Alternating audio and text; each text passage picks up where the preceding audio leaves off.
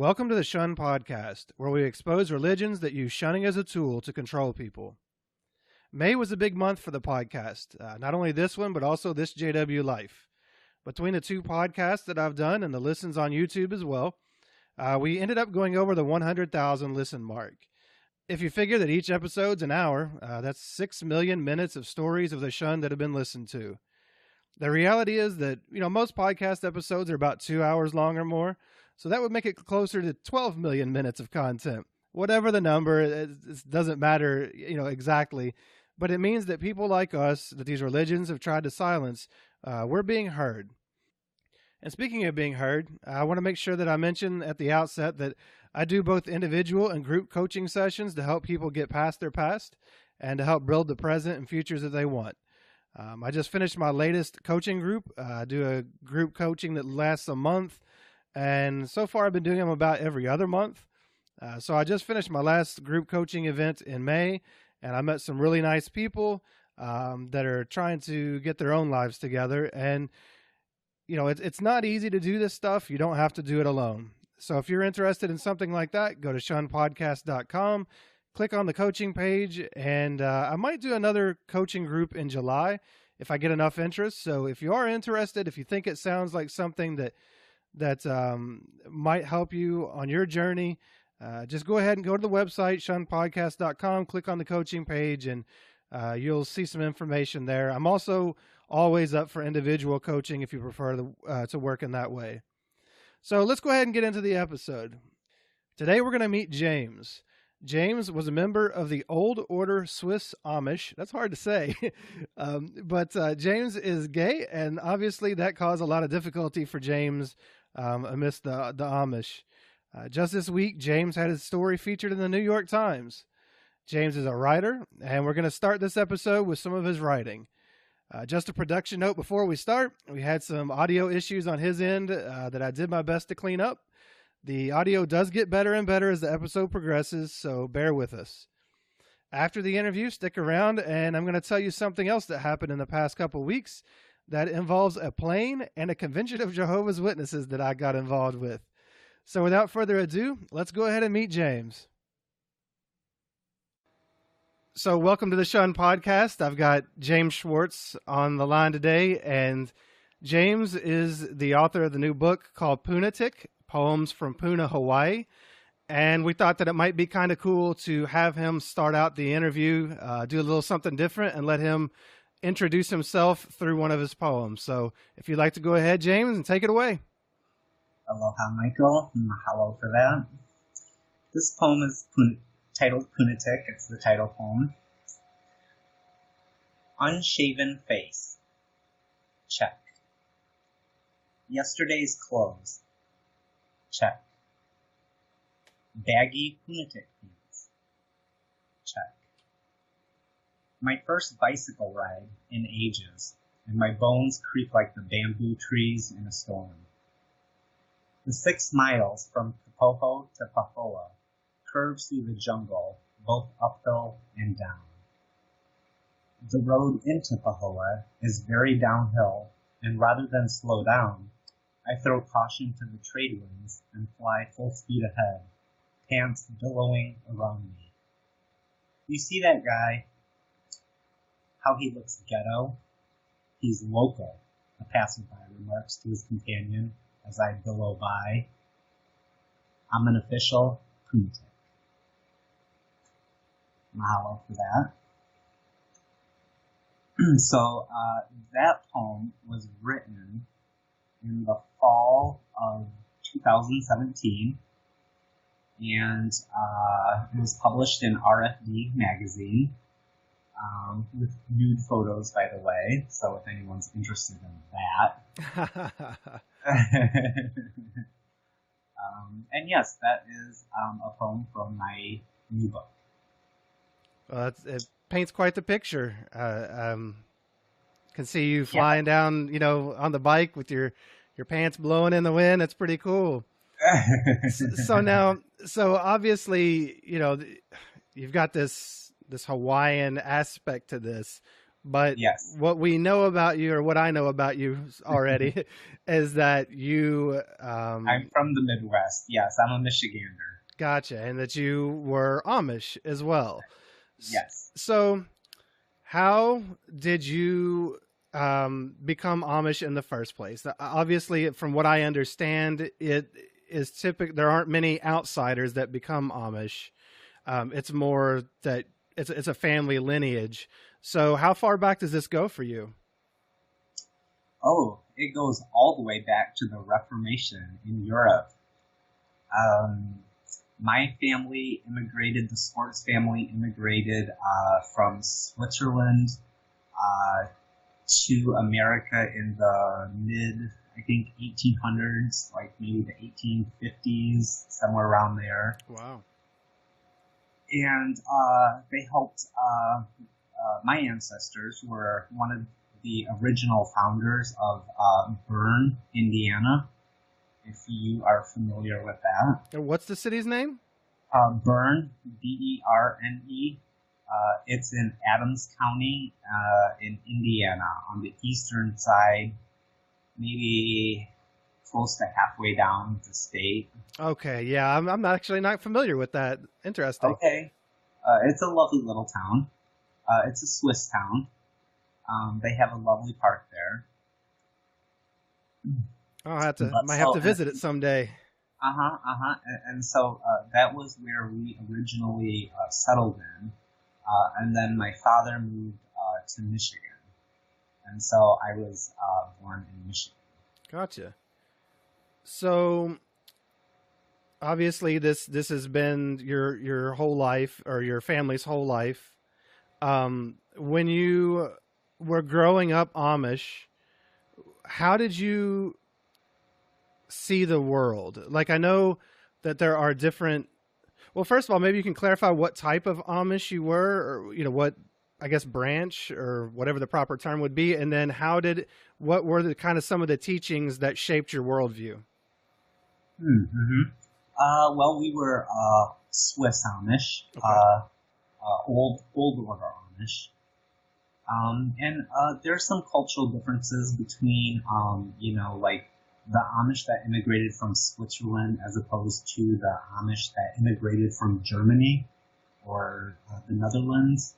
There's a slight cultural difference. And what shaped me, a lot of Amish, it's all about conformity. Mm-hmm. And this is something that you learn at an early age, is how to conform with your peers, with your community. And it's done in a very fear-based way. Mm-hmm. Because there are serious repercussions if you don't toe the line in the Amish, yes? Absolutely. So, fear is what comes to my mind. Fear of being unable to conform. And so was that fear then more of the ostracism that you would receive if you couldn't conform, or was it more fear of, like, I don't know what the punishment would be from God, like hell or something like that? Like, what was the fear based around? It would be the religious aspect, like hell, because that is drilled into you at an early age. Gotcha. If you do not do this, if you do not do that, you are going to hell. And it's, you don't want to displease the people in your community. You want them to think well of you. Sure. So yeah. Okay, so what was your childhood like at home? Did you have a big family? I had 8 brothers and sisters who were all much older than I, and so I was like the baby of the family. When I was growing up, they had pretty much all left the house, and also the Amish. We have all left the Amish. Really? Mm-hmm. Wow. So was there a lot of pressure on you, being the youngest, to stick around and stay Amish? Absolutely. Probably more pressure than anyone, because I was the last hope, right? That our Oh, Amish lineage would continue. oh, wow. And I knew from an early age that I didn't want to stay Amish. Gotcha. Mhm. So from that early age, what was it that made you? What helped you see that you didn't want to stay Amish? So young. Was it the teachings? Did you just want to go be like your brothers and sisters? What was it that kind of tipped you off to that? I would say both. The teachings, you're in church, and Amish church services are incredibly long, and you're also taught at an early age to sit still for like 3 hours on a hard bench and not fidget or move around much. And you're listening to a preacher, like the Amish speak Pennsylvania Dutch. Mm-hmm. But when it comes to like the religious, like the preaching, that would be done in High German. So a lot of people, when they go to church, they don't understand what the preacher's saying because they're not familiar with High German. Really? So they just sit there and... So you just sit there and try and take in what you can. Obviously, some people learn what's being said. But it was like self-preservation. Like I tuned it out, right? Like I tried to get a seat at church next to an open window or a window, if it was winter, and just like I would daydream and just tune everything out. No, I bet. I mean, I can envision that kid in my head looking out the window. So what I have to ask, so do you know why, if so few people speak the German aspect of it, why do the service in German? I think it just goes to the traditional aspect. It's how they've done things. Do you think, and I ask this because one way that sometimes cults or high control religious groups get people to conform is to essentially, for lack of a better term, bore them into almost a trance-like state.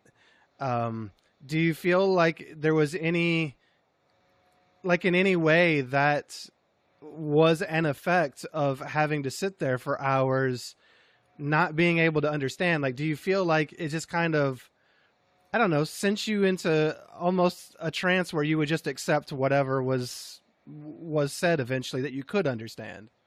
Mm-hmm. Mm-hmm. Yeah, because you just want to get through it. Yeah. For the people that understood the preaching, maybe that was an incentive for them. But for me, it was like, this is not what I want for my life. And if I tell my family this, or if I tell my community this, it's not going to go well. Yeah. I'm sure of that. So what was it like at home for you? Was there a lot of like religious, I assume there was a lot of religious discussion. I mean, was it an atmosphere where you were constantly going over different Bible things? Well, the Amish aren't really encouraged to read the Bible on their own. Oh, really? Because it leads to questions. Really? I didn't know that. So were there any type of religious instructions that you would ever study? Did you have books of any type? Yeah, we had like Bible storybooks. Okay. And my father would read from them at night. There was morning and evening prayers. You had to get down on your knees and listen to this, a prayer from the German hymn book. Wow. And yeah, it was a pretty religious environment. Some Amish are more strict than others. Yes. But we were kind of middle of the road. Like, we weren't overly religious. But there was a lot of pressure on me when I became a teenager to get baptized. Because, well, I guess one of the things I would like to put into some sort of context is Amish were originally Anabaptists. Mm-hmm. And they broke away from the larger Mennonite body when they immigrated here over a disagreement over, like the practice of shunning and church rules. So Anabaptists practice adult baptism. That was their big beef during the Reformation with the Catholic Church, was over the issue of adult baptism versus being baptized when you're a baby. So then when you're a teenager, a late teenager, you're pressured to, get baptized and join the church, and that happens together. Gotcha. And so then once you're baptized and you make vows to the church, if you disobey those vows, that's when the shunning kicks in. Okay. And so the shunning is total and complete, as though you are dead, or is there a different spin on shunning? Well, you can't eat with your family. Mm-hmm. You can't sit with other people.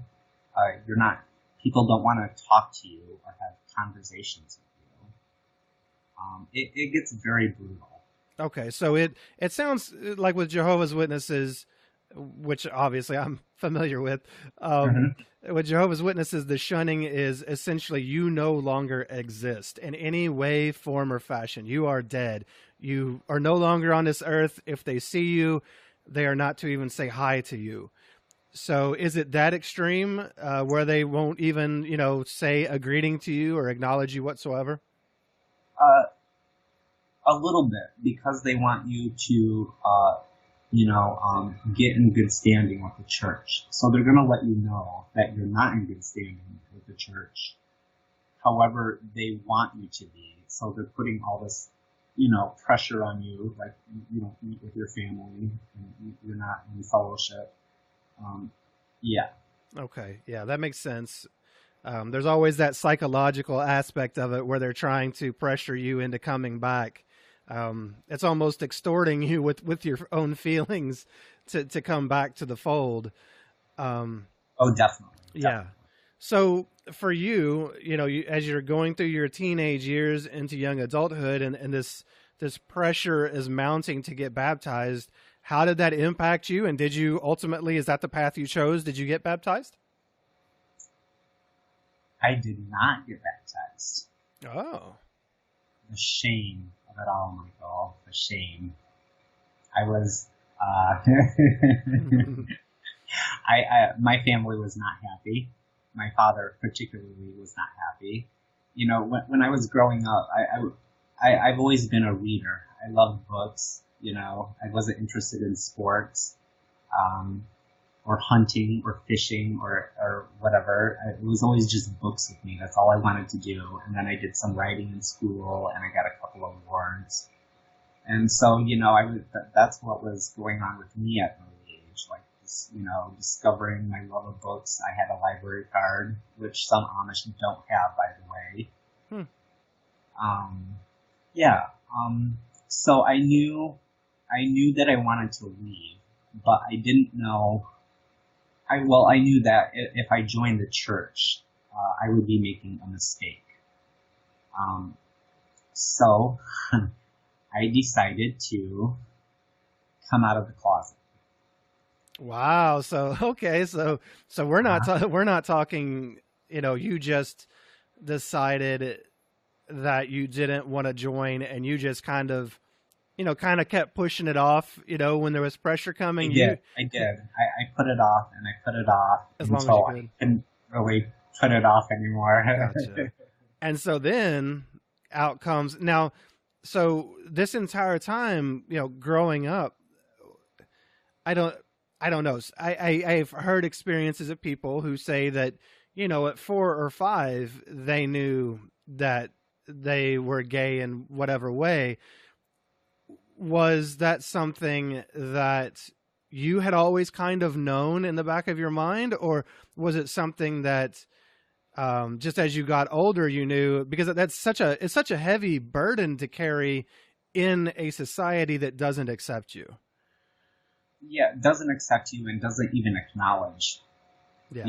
Doesn't even acknowledge the gay issue. If someone was to even bring up the subject, it would immediately be changed.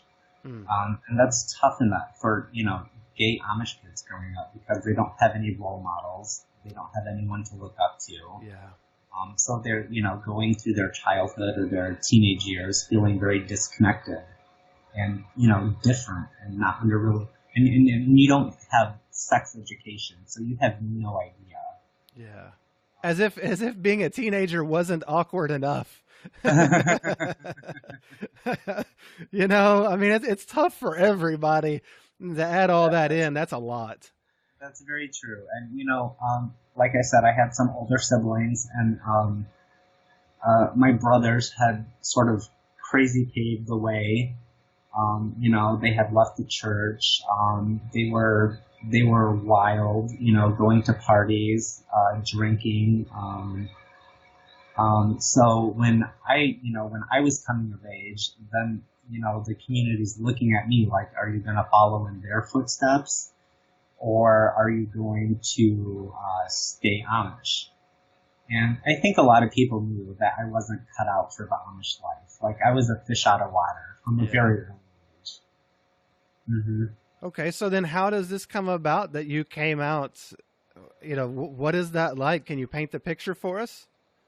Oh, sure. Well, I decided that I'm done with church. I do not want to go to church anymore. I'm like, I don't know, 17 maybe, 18.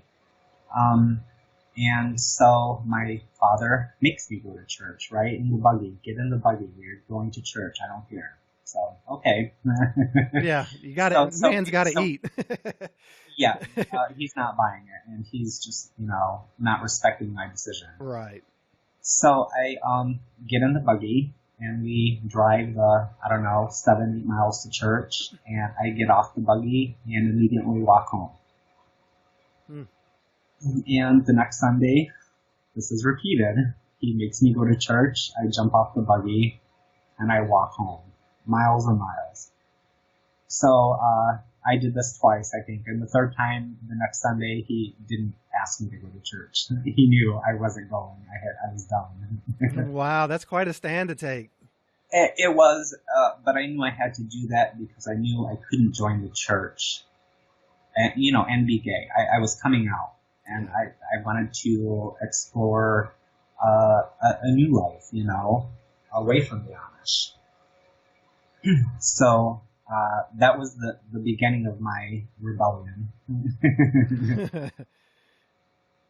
So then how did that progress as time went by? Well, I sort of went from one extreme to the other. Because I went from the Amish, which is, no electricity, very pioneer life, and I did have non-Amish, obviously, or ex-Amish siblings and cousins. So, I wasn't, some Amish don't have, any contact whatsoever with non-Amish people or ex-Amish, but I had some contact. So I was more familiar. I attended public school, so I was a little more familiar and comfortable with the outside world than some Amish people would be. Yeah. So as I said, I did a lot of reading. I knew I was gay, and I knew there was a larger world out there, specifically the world of gay nightlife. Well, let me ask you, but before you get to that, how did you come out to your, like, I know you did the thing where your parents would take you to church and you would hop off the buggy and walk home. Did they know at that time why it was that you didn't want to participate? Did they know that you were gay? Had you been able to broach that topic yet? Okay, yeah. My mother had passed away when I was 9. Oh, wow. Okay. So, and my father passed away in 2010. This would have been in like the late 90s. Okay. And yes, by then he was aware that I was gay. But there was, my reasoning wasn't just that I was gay. It was just that I didn't want to be Amish. Gotcha. I was just wondering how that went over when he found out, because I know that that's a big moment in anyone's life when you come out to someone like that, a parent or someone like that. So I just absolutely, you're risking rejection from people that we love. Absolutely. So so I ended up going from the Amish to getting my driver's license and staying in town with a gay non-Amish friend, and I started going to gay bars and gay clubs. And again, this is in the late 90s, so the gay scene was more underground back then. Mm-hmm. Like, you didn't hear about people going to gay bars in cities. It just, unless you were gay, you really didn't know, you know? I think times are a little different now. So I went from being at the Amish farm to driving to a drag queen's house and staying the weekend with her. And, what was that like? What was the culture shock of that? Was there a culture shock, or were you kind of like all for it? Well, of course, there's a certain aspect of culture shock because, this is completely new. However, this was an experience that I had been waiting for, Gotcha. So there's no turning back. Yeah. So I didn't end up getting baptized, but I ended up getting, quote unquote, baptized in the life, in the gay life. New religion. A new religion. I started, working at a gay bar, helping the drag queens with during their pageants, backstage. I was backstage constantly, or in the DJ booth, and it was this whole new world for me. I loved it. It was the first time that I had been around other gay people, and it had been the first time that I was around people that were accepting of me, Yeah. So how'd it feel to finally be yourself? Fantastic. I was in drag the next night.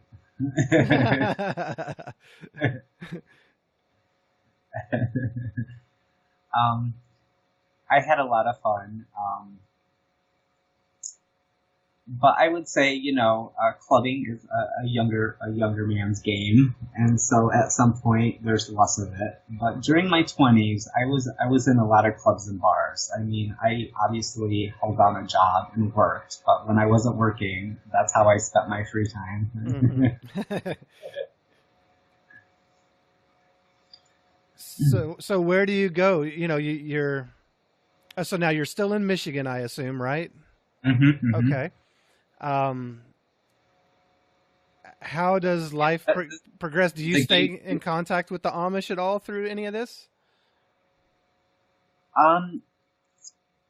Well, other than my father, not so much, because by then, I'm not formally shunned by the church because I didn't take the vows and I wasn't baptized. However, by my publicly coming out, word spread.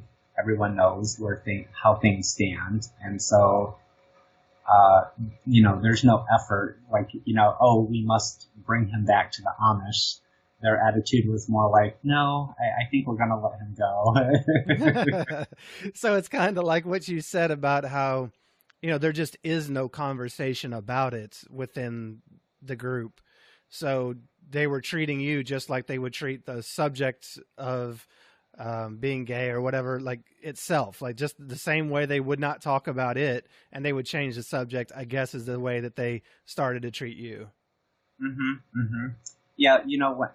Growing up, I was very quiet, I was shy, I was slightly effeminate, but I was always reading books, and the Amish picked up on this and saw that I like to read a lot. And so, all of a sudden I start hearing, when I'm a child, you could grow up and become a preacher, they're trying to nudge me in this direction. And what they didn't realize, of course, was that I was reading secular material. I wasn't reading the Bible or any religious material. I was reading, not necessarily as a child, but, teachers pointed me to writers that I should read. And so in my teenage years, in my 20s even, I'm at the Amish farm and I'm, spending my nights reading Shakespeare and poetry and the classics. Yeah, kind of the Which more opposite. people should do, by the way. What's that? Which more people should do, by the way. Oh, yeah, I'm sure a little culture wouldn't hurt most of us. Yes. So how does life progress then? You know, you're out, you're living your new life, you're immersing yourself in the gay community locally in Michigan. How do things progress from there for you? Well, that's how things stood through pretty much my 20s. You know, I did some traveling. I went down to Florida and I lived a year in Sarasota and Tallahassee.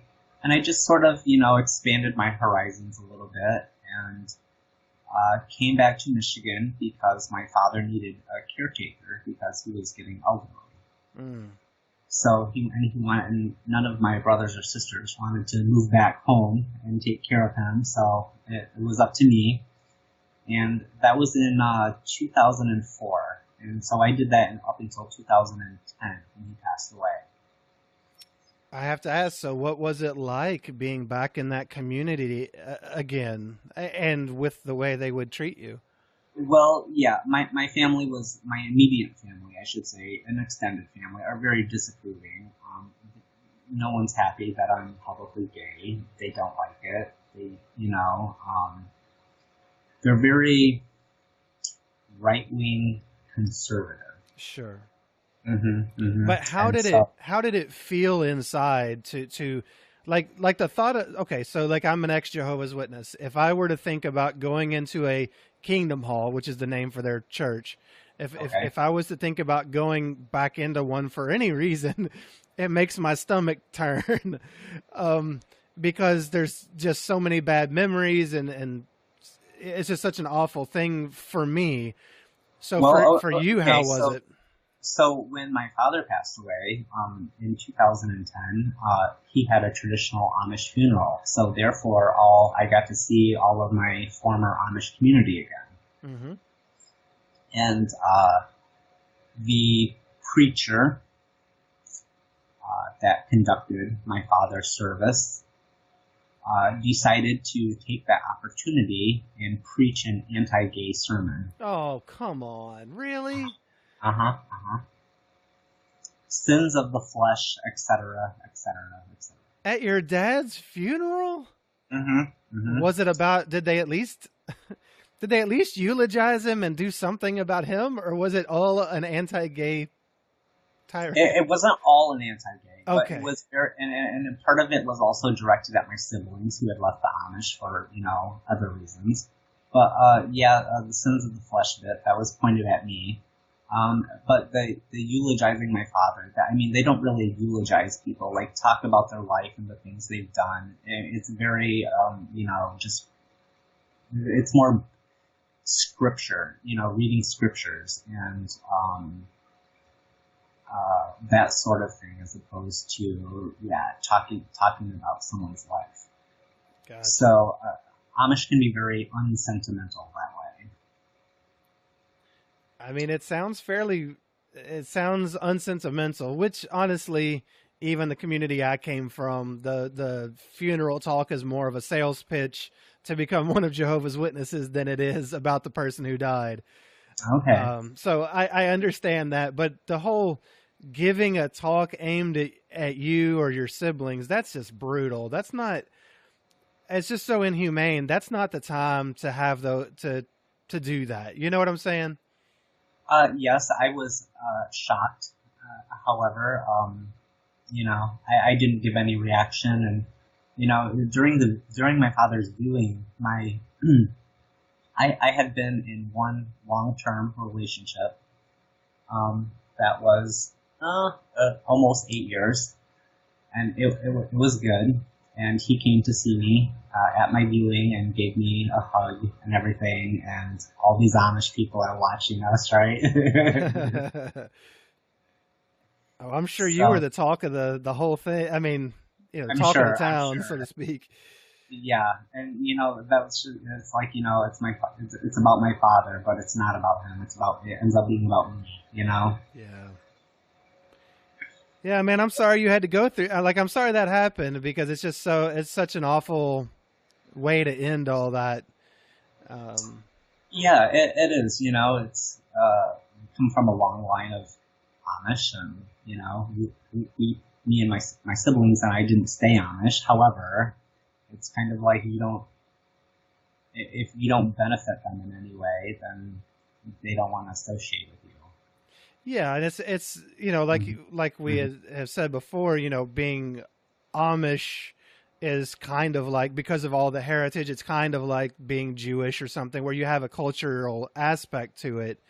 And so, it for them to turn their back on you like that, I don't know, it just seems a little more impactful because it was your whole life up to that. It was my whole life. Yeah. I mean, you lose your family and you lose your entire community. Yeah. Yeah. And this is true of, all gay Amish that choose to leave the church. I mean, you're going to get shunned for leaving, but I mean, the church puts you in a position where you cannot be true to yourself.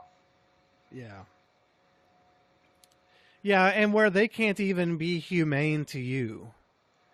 You know what I'm saying? It's not even just that, like, you can't be true to yourself, you can't be authentic, but somewhere along the line they lose their basic humanity. I mean, you're still a human being. You're still worthy of love. You're still worthy of. Yeah, there's not a lot of empathy. Yeah. Yeah, I identify there. I've seen that. So, but I would like to say I had my revenge. I did. Care to elaborate? Yes, in 2014. Okay, so a little bit of context here. So that was in 2010. In 2011, I published my first book of poetry, which was The Literary Party, Growing Up Gay and Amish in America. Okay. So that inspired an ex-Amish guy who had read my book, him and his partner, to set up a website, LGBTAmish.com, which is a support group for gay Amish. Very cool. And so in 2014, I became the first Amish to march in Lansing, Michigan's Gay Pride Parade, for specifically holding a sign for LGBT Amish. That's got to be an amazing feeling. Yeah, it was. The reaction from the crowd was fantastic, and there was so much excitement and love and support. And I hope that, translates somehow back to the community, and they can see that they need to take some steps to address this issue of which they're just sweeping under the carpet. Yeah. So how far away is Lansing from the community that you grew up in? Several hours, because I was down by the Indiana border. Okay. Mm-hmm. All right. So yeah, I hope, did you, I don't know, do you have any eyes and ears in the community? It doesn't sound like it probably, but I was just wondering if you had ever heard that any of it got back. I have had several gay Amish and ex-Amish reach out to me. My book came out in 2011, so almost 10 years, and within those, within this last decade, I've had ex-Amish reach out to me, write me, tell me that they too are going through this situation, and it really, really is heartbreaking. Because I had it easier than some, because I was more assimilated into mainstream society, because I had ex-Amish siblings and cousins and family. And so for a lot of Amish, they don't even attend public schools. They attend Amish school, and, they don't have any contact with the, outside world, really. So I feel I was luckier than most in that aspect. Yeah, I can definitely see that. Because I remember being a little surprised when you said earlier that you had gone to public school. I didn't think that happened very often. Yeah, it is, I think some Amish do just attend Amish school, and some attend public school where it's mixed. You know, there's Amish and non-Amish. Gotcha. So let me ask you, this just kind of makes me curious. When you were in public school, did you ever know any kids that were gay that you could, I don't know, talk to, or just, I mean, it just helps to even see someone that someone else feels like you sometimes. So just wondering if you found any comfort there. I didn't really find gay friends until I was older and going out. However, I knew, you know, several gay Amish guys, and I knew that because I slept with them. Well, that's one way to find out. And today they're happily married with children. Awesome. So I hope that worked out for them. Yeah, I hope that. Oh, when you say that they're happily married with children, do you mean that? Are you referring? I mean that in a sarcastic way. I doubt they're happy. I mean they're not living authentic lives. They're not being true to themselves. Okay, that's what I was wondering. When you said gay with children, I thought, well, it could be a gay marriage situation with children, but you're saying that they went back in and are pretending to be something they're not. Absolutely. Okay. Well, yeah, I hate that for them because I don't think it's possible to be happy in that situation. To live so untrue and inauthentically, I just don't think you can be very happy. Yeah, as a matter of fact, I have a gay Amish friend who got married and, you know, after years came out to his wife and they split up. However, they're not divorced because that's even more taboo in the Amish community, right? Divorce. But yeah, so, you know, she lives in one state and he lives in another state, and yeah, the situation's a big mess. So I'm so glad that I was not pressured into marriage or even joining the church for that matter. Yeah, it sounds like you really had at least some unique situations or circumstances that I don't know, softened the blow, or I mean, not that it wasn't still awful, but right. So how did you adjust? How did you deal with adjusting to this new life? I mean, because although being gay is obviously a big part of your life or whatever, but like you were also going from a culture where, you know, you didn't have like electronics or, you know, maybe even, I know you said that you got your license and got out or whatever, but just how was the adjustment just to, I don't know, watching TV or going to movies or just the world outside that community? How hard was it for you to adjust being a kid that actually got to attend public school and such? I think because I attended public schools and because I had non-Amish family, it was easier for me. I had no problem assimilating into the outside world. In fact, I was ready, you know, looking forward to it. But I mean, yeah, it translates down to you still have to learn how to use a microwave for the first time, how to use a washing machine or whatever, you know. Oh, there are plenty of adults who don't know how to do that. No names. Yeah, but you know, it does seem, it seems again like that did help soften the landing for you, I guess, when you got out. When you say that you had ex-Amish family, does that mean were you able to go to these? Did you visit your ex-Amish family as a kid? Yes, I did. And so you got to see how they lived, and you got to experience some of this stuff. Yes, I was all eyes and ears. Oh, I bet. I can only imagine. I mean, like my wife, her family grew up without a TV. Of course, there were lots of people around who had televisions, but her family didn't have one. And so it was funny when we were dating, anytime that I'd be around her family and maybe they'd be at my place or something and the TV was on, you know, all her sisters were just glued to the TV, you know, like you said, being all eyes and ears. I mean, they were just glued to it. So yeah, it is an interesting set of circumstances. And I'm really glad that at least your transition was made a little bit easier through some of that, because that has to be so hard for so many Amish kids to get out and be thrust into this giant, confusing technological world outside. Mm-hmm, mm-hmm. You had Tora Bontrager on as a previous guest, yes. And she is working, trying to offer a solution to that through her Amish Heritage Foundation. Yes.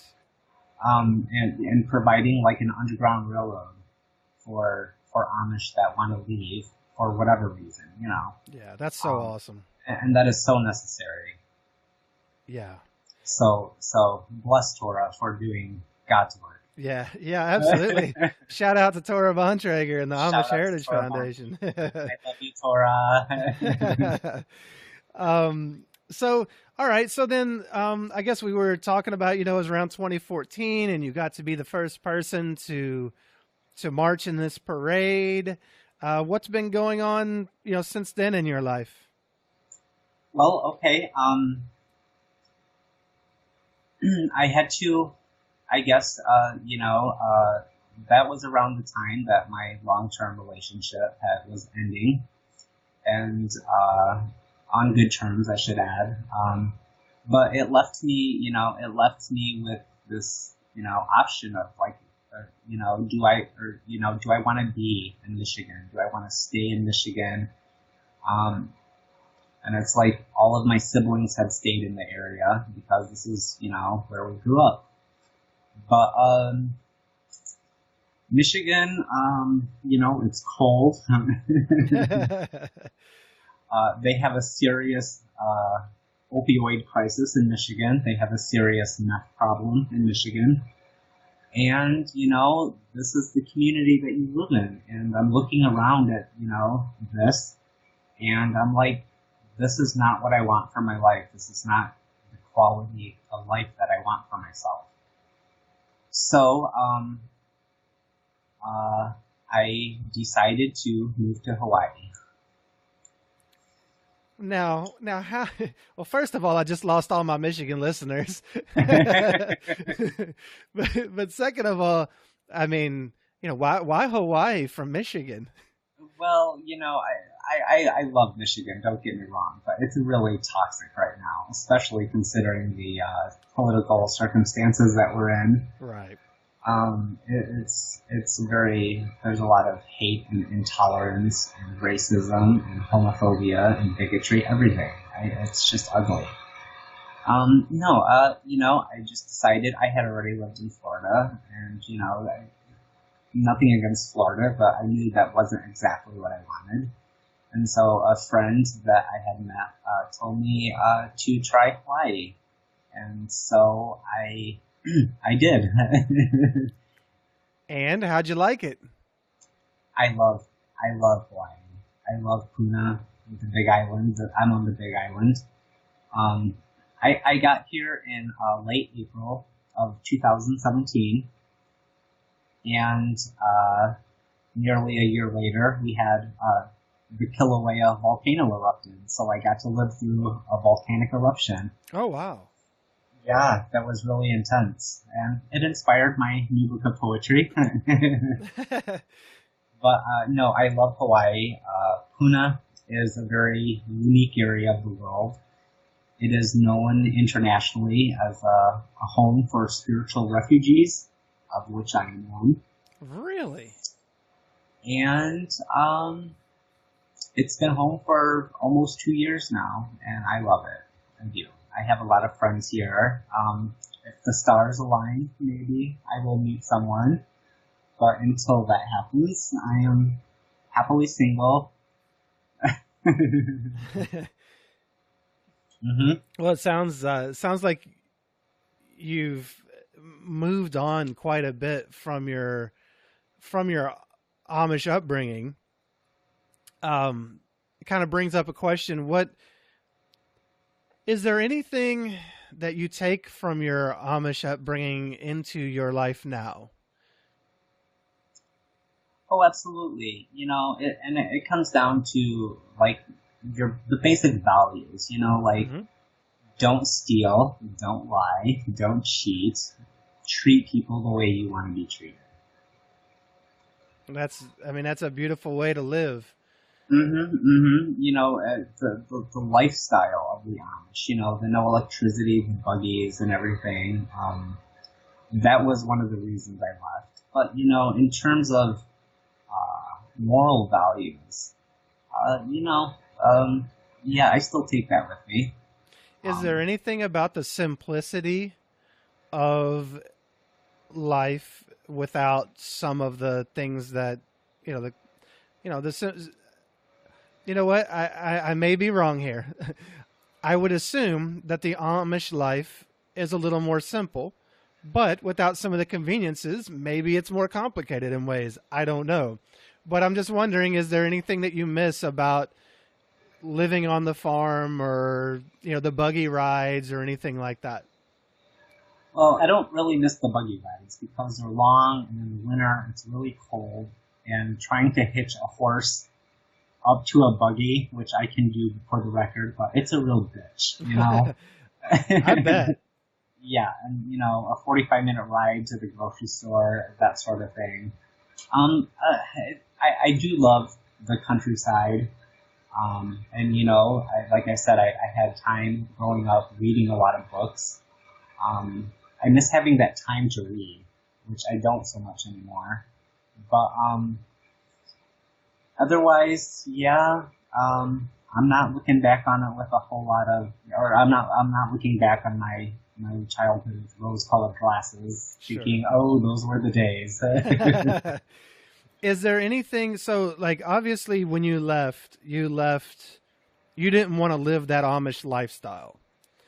Was there anything, like did you have any indoctrination, let's say, to overcome? Being a religious community, sometimes, I don't know what you were taught, and I don't know where you stand today as far as, if you're a Christian or whatever your belief may be. Were there any, like I know for a lot of witnesses, there's so much to overcome as far as the indoctrination that we went through mentally and emotionally. Did you have anything like that to go through? Yeah, I'm sure I did. Like I said, I tended to tune out a lot of the teachings. And when people discuss the Bible and religion, I just sort of tuned it out. Because even at an early age, I was aware on some level that it was in my own interest, my survival, to just not pay much attention to the religious teachings and the scriptures, because like when I came out, and my father's like quoting Leviticus or anti-gay Bible verses to me. I was also aware that people interpreted Bible verses or scriptures differently. Mm-hmm. So that you're telling me, whether it's my father or my brother or a cousin, you're telling me I'm interpreting the scripture, and I could love you or I could hate you, but based on my personal interpretation of the Bible, I'm going to hate you. I'm going to separate myself and disconnect from you.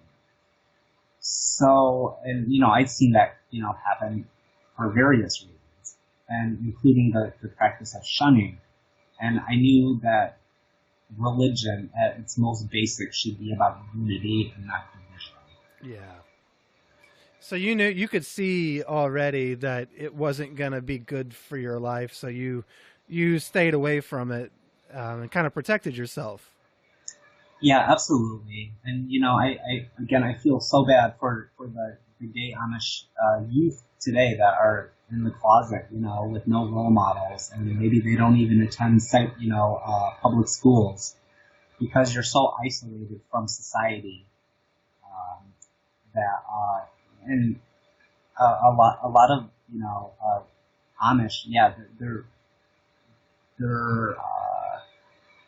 forced to listen to a lot of scripture. They're forced to talk a lot about the Bible, and that's what I didn't want to do. Yeah. Yeah. Yeah. Sounds like you were a pretty insightful kid, really, to notice some of that stuff and be able to use it for some measure of self-preservation. Thank you very much. Yeah. I mean, that's awesome. So is there anything that you would like people to know about the Amish who have never been Amish? Is there anything you'd like to clarify, or anything that you just think people ought to know? Well,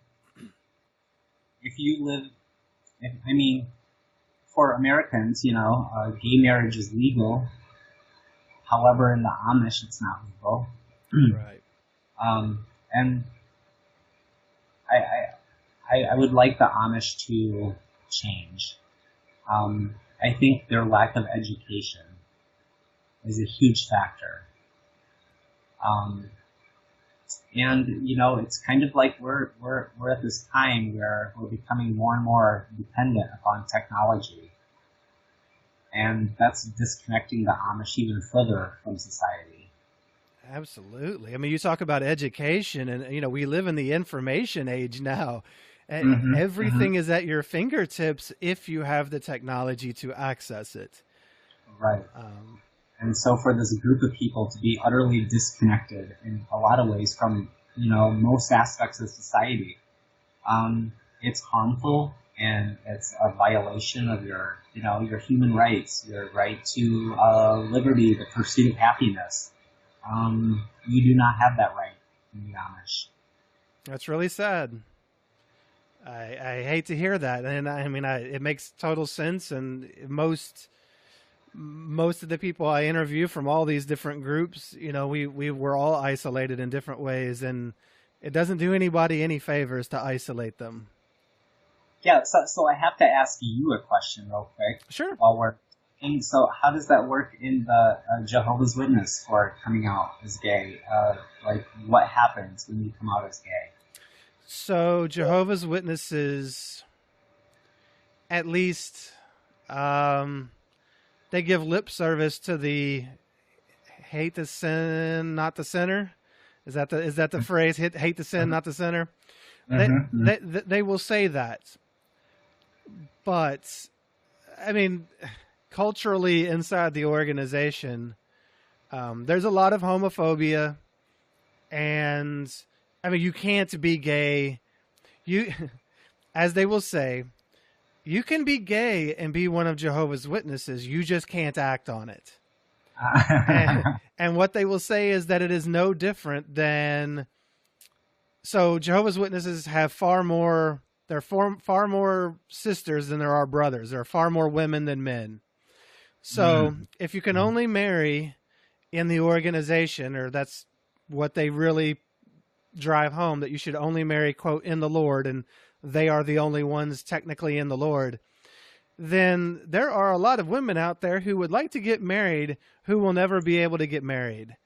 And so what they say is essentially, it's just like a woman who's heterosexual and who wants to get married but can't find a brother because there aren't any to get married to. She has to remain celibate. So therefore, if you're gay, you can have those feelings just like this heterosexual woman can have her feelings, but you just can't act on it. Though the difference is obvious. The woman has a chance and a choice to act on her feelings, whereas a gay man or woman will never have the chance. They conveniently skirt all of that. So they say a lot of things to try to make it sound nice, but the ultimate reality is they are homophobic. So No, they are homophobic. In fact, they produced recently a cartoon where, I hope I don't butcher this, but I think there were like so they have these cartoons called Caleb and Sophia, and they're these two kids, and it's aimed at indoctrinating children. And in the cartoon, one of the kids goes to school and comes home and is talking to her mom about how some little boy or girl at school has two mommies. Mm-hmm. And it's, I can't remember exactly how it ends up, but it is a very, it's hard to say that it's anti-gay. It is definitely anti-gay, but this is what they see in the Bible. And I mean, I really can't, there are scriptures in the Bible that it is very hard to interpret in such a way that it does not speak out against homosexuality. And especially in their own translation. And with that being the case, because their Bible says it, this is just fact to them. And so, like, they don't really feel sorry about it. They don't feel bad about it. This is just the way it is, and you have to deal with it. So, it's just, it's awful, really, because, I mean, I grew up around it. I saw all the homophobic stuff. I mean, I'm sure that when I was a kid, I probably had some feelings that were pretty awful about people who were gay, because that's what I was brought up in and it's what I was taught. But I remember, I'll never forget when that, and maybe this sounds so trite, but when that Macklemore song came out about One Love, and yes, that song, man, like, it would bring me to tears because it was so beautifully, I thought it was beautifully said. And it really impacted me because I was in a community that was so close-minded and so hateful to people. And I was finally realizing that people just are what they are. And, like, I didn't make a choice to be heterosexual. I just am. I never sat down and made any conscious choice. And so, like, that song really impacted me. And, it's funny that actually later in life, the issue, the gay issue, I guess, came up. I don't know how to say it, but came up again later in life, right before I left the cult, when my dad screamed at me because I, quote, loved the gays and was always taking up for them and, like, spreading their propaganda, because I would just repeat whatever they said according to him. Thank you for being an ally. Yeah. We need more of you. Well, you're very welcome. I hate to, I don't really want to take credit for just being a human being with some compassion and some humanity, but unfortunately that is a high bar for a lot of people. This is where we're at. Yes. It is. It is. And it my dad screamed at me for this, and it was one of the last times we ever talked, because it wasn't long after that I left the cult officially, because I didn't want to be a part of that mess. But yeah, so that just kind of speaks, I guess, I want to say, to the views about the gay community that Jehovah's Witnesses may have. Although they may say some things to try to soften their stance, the ultimate reality is that they are anti-gay. Many of them are extremely homophobic. I knew people who would not clean, because I have a cleaning business and my wife and I clean houses. I knew people who would not clean the house of someone who was gay. They would not take them on as clients. And my wife and I would, and we were like, why do you care? Like, who cares what these people do, whatever they do in their bedroom? I don't ask you what you do in your, it doesn't matter to me. I'm cleaning the house. And they're nice people, and it doesn't matter. But I knew people who would refuse to clean houses for people who were gay. And it's all they can say what they want to say, but the culture of Jehovah's Witnesses is very anti-gay. I would say the Amish are also extremely homophobic. Yes. Well, people are often afraid of what they don't understand. Absolutely. And they don't seek to understand it because they've been told that it's bad, so they just don't even want to look at it and they don't want to talk about it. And I hate that, and I guess I should probably apologize for all the horrible feelings that I had as a kid growing up in that community toward people who weren't like me, because I was bred to feel and think a certain way about other people. I mean, I never did anything to anybody. I was certainly not like that, but I'm sure I had a lot of awful feelings toward people. It's hard to remember at this point in life, but I'm sure I did, because it's a very, so much of religion is very patriarchal and stereotypical and awful. So, yeah, I hate that people have to go through that someone like you or, anyone in your community has to go through the garbage that they're put through by people who are ignorant and not willing to try to educate themselves. Very, very nicely said. I guess I feel that times are changing. Yes. And, the gay community is making an effort to, leave no one behind. And that means gay Amish, gay Mennonite, gay Jehovah's Witnesses, gay Mormons. And if we have any listeners out there that are gay, Mormon, Jehovah's Witness, get back with us, because we would love to hear from you. Because dialogue is very important. Yeah, and so how would you encourage a person through that website that you mentioned earlier, or a specific way? Yes, there's LGBTAmish.com, and that is just the support website. And if they are looking for resources to leave, I would suggest the Amish Heritage Foundation. Again, Torah, who is doing amazing things to facilitate their leaving if they need to or want to.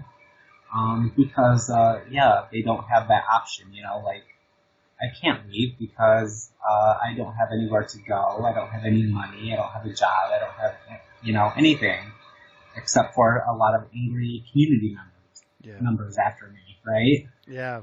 So, I would say that for gay Amish at least, you're having some options put on the table for you. Yeah, and I think there's enough similarities in all of our groups, and I know her group is catered toward the Amish, but I mean, heck, if you're dealing with these things and you need somebody to talk to or whatever, I mean, like you just gave a website that people can go to. There's also the Trevor Project, which is aimed at LGBT youth. So if there's anyone listening that is an LGBT youth, check out the Trevor Project. Awesome. And that will have some resources for you. Awesome. And heck, shoot me an email on the site. I'm not going to say that I have specific resources, but I can be a listening ear. I'm willing to help where I can. So Michael is your ally. Yeah, I'm sorry. I would certainly hook somebody up with any resources that I could find for them, and sometimes you just want to be seen and heard. Absolutely. I mean, sometimes that's all it takes. Mm-hmm. So, if you could say now, I know that I guess your immediate family is your parents have passed and your siblings are out. Right. So I don't know if you have any family or friends that are still in. Do you have anyone still in? In the Amish community? Yeah, in the Amish community. I do not.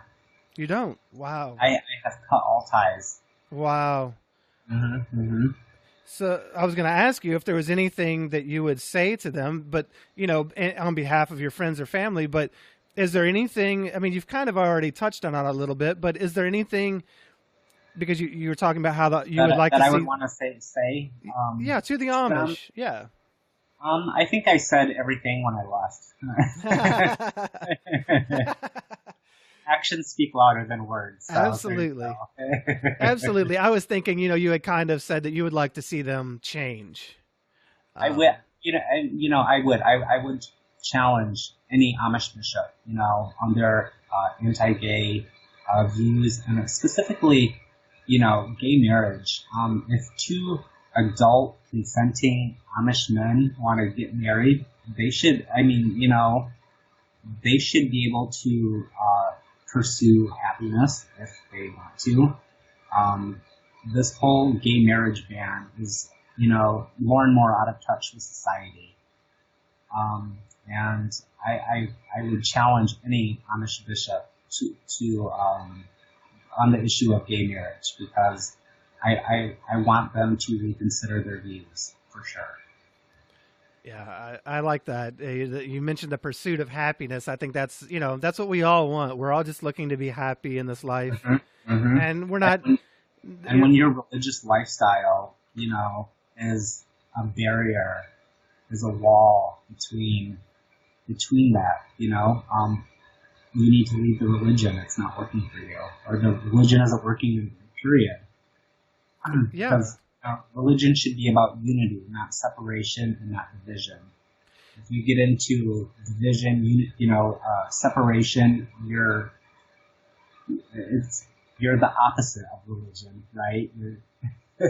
Oh, sure. Well, and two gay men or two gay women that get married don't hurt anybody, but religious dogma that is divisive and that casts people out and shuns them is actively hurting people. Very well said. And there's just no use for it. There's no place for it really in modern society. I agree. So speaking of happiness, what do you enjoy about your new life, and are there any dreams that you have? Oh. Well, it's pretty easy to enjoy life here in Hawaii. Yeah, I'm a little jealous right now, I'll admit. Yeah. It's as lovely as you can possibly imagine. The people here are also fantastic. I would say that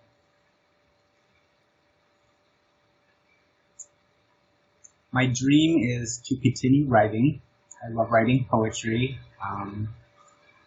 essays. I've published a short story.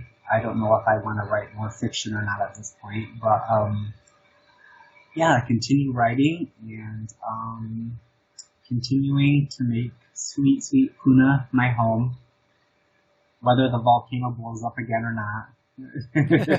Well, hopefully it doesn't.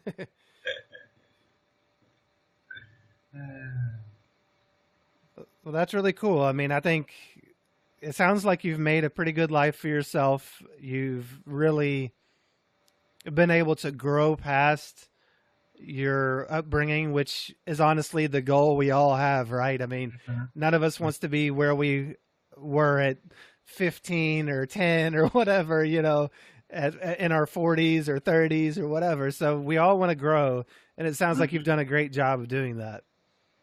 Thank you so much. Well, I really appreciate you, reaching out and telling your story. Was there anything that maybe you had that you wanted to talk about that you didn't get a chance to? Well, I guess I would just mention that, my circumstances were pretty unique. However, to all the LGBT youth out there that are being raised in a closed community, whether it's the Amish or Jehovah's Witness or Mormon or whatever, have faith in yourself, and know that you can build a life for yourself that is filled with loving support and that is filled with true friendship. And so this negative, closed-minded society that you're in now doesn't have to be that way. But you have to, find the courage within yourself to walk away. Beautifully stated. I think that's a great way to end it. What a beautiful message, and I hope that people really hear that and know that there is a better life out there for them that they can reach out for. And it does get better. It does get better. Yes, yeah, absolutely. I really enjoy getting to meet James and to learn more about him and about the Amish. I love seeing people live their authentic lives, even if it means that they get hit with the shun gun. I mean, there's nothing you can do about that, but you can control the life that you end up living. I wish James nothing but the best, and I hope that he finds everything he wants in his life. Go to ShunnedPodcast.com to leave a message of support for James and to find the resources mentioned, including a link to the article that he's in from the New York Times. While you're there, go ahead and pick up a t-shirt with the Shun logo on it to support the show. They're pretty cool, and I've actually had some pretty good comments from wearing my own. You can also send me an email there or even a voicemail that I can include on an episode. Follow us at Shun Podcast on YouTube, Instagram, or Twitter. You can also join the Shun Podcast Facebook group with almost 400 others that enjoy the podcast and want good community. We're actually having a virtual baby shower in there this weekend for a member, and I do what I can to keep it a fun and supportive environment. If you want to hear my personal story, you can do so on a podcast called This JW Life. Now, there's two ways that you can support the podcast. If you appreciate the podcast and it's helping you in some way, you can help by supporting it financially at patreon.com/shunned. And I just announced on the last episode that I've actually got some rewards up for supporters now. I often refer to the Panda Paradise, a throwback to the Life in a Peaceful New World tract, the tract we used to fold and stick in everybody's doors as J-Dubs. So I had a custom plush panda made wearing a Shun t-shirt for those that support my work at the $10 monthly level. I'm all set up to start shipping those, but I'm waiting on the flat rate mailers from the post office because our local post office had one. So as soon as I get those in, we'll start getting these pandas out. I'm also putting together a monthly online Apasta Fest, your opportunity to meet with me and others on a video chat each month. So if you donate at the $20 monthly level, not only do you get the panda, but you also get to join us in the monthly Apasta Fest. And there, we're just going to talk. It's going to be a fun, relaxed environment. We'll build community there too. So I'll be reaching out to everybody and arranging that. Just go to patreon.com/shunned and you'll see the details right there. Supporting the Patreon helps me to keep this going at this rate. It means the world to me personally. I'll shout you out if you sign up here. In fact, I need to shout out some people right now. So I want to say a big thank you to Brandon, Rachel, Lisa, and Janessa for stepping up and supporting the show and what I'm doing with the podcast and everything else. If I missed anyone, let me know. Doing my best to get through these and to keep track of all this. The Patreon interface isn't the easiest. But anyway, I really appreciate you taking your time to sign up to help me keep going. It's encouraging to me, and it makes the time and money that I put into this a lot easier to do. So I teased you at the beginning of the episode that I was going to share something with you that I got involved in recently. In fact, if you donate to the show, you were involved in this and you didn't even know. Your donations don't only help me to do this work, but sometimes I use them to further it in other ways if I find a good cause.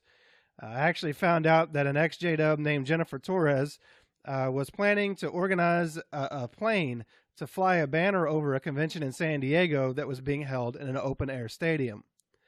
The regional conventions this year, their theme are Love Never Fails, which you and I both know is a bunch of bull because their conditional love is completely nothing but a failure. So she wanted to fly a banner over that instead of Love Never Fails said Love Never Shuns. So it's not cheap to do so. To get a plane, first you got to get it up in the air. You got to get the banner and everything. Once you get it up in the air, it's a little cheaper to keep it going. But we needed to get it off the ground first. So I'm not the only person to donate, but I saw that she needed a certain amount to get the plane up in the air in the first place. So I donated over a month's worth of what I received to make sure that the plane was going to fly. Because of that, and some others that donated after I shared it and others did, we were able to double that time that we were able to get the plane to fly over the convention. So imagine sitting in that convention while being told that love never fails and seeing this banner that says "Love Never Shuns" flying around for 30 minutes. Imagine if you were a person that is PMO, physically and mentally out, sitting in that convention seeing that. You know that somebody in there was, right? I mean, somebody was sitting there watching this banner fly over and secretly cheering it on. Can you imagine just, sometimes disfellowshipped people go to the conventions, people that are physically being shunned in that moment. Can you imagine what it might have felt like to be that person sitting there in that convention and to look up and see this banner flying around? It would have to feel amazing. And Jennifer knows that one family left last year after she flew her banner because she actually had dinner with them this year, the same weekend as the convention that we flew the banner over. How cool is that? So those of you that donated helped me to help her make that a reality. So another way, if you want to support the show, doesn't cost you anything, is to leave a 5-star review on iTunes or wherever you get podcasts. Not only for Shunned, but also for this JW Life. Doing so helps other people to find the podcast because it helps in the rankings on iTunes or wherever the podcast is listed. Like I mentioned at the outset, I offer both individual and group coaching programs to help people get past their past, to find themselves, to help them get unstuck in life after a cult. If you'd like to work with me individually or in a group, I am a certified coach and I want to help. So go to ShunnedPodcast.com/coaching and you'll find the information you need there. We're going to close this episode out with the song No Hell Yet by Fair Voyeur. You can find a link to her song, to the Patreon page to the show, to resources that were mentioned, to the New York Times article about James, and all these things, not just on the website, but if you're listening on a podcast app, you can probably get it in the app by looking at the description for the particular episode. So as we end all episodes, love others, do no harm, and go be happy. Curse God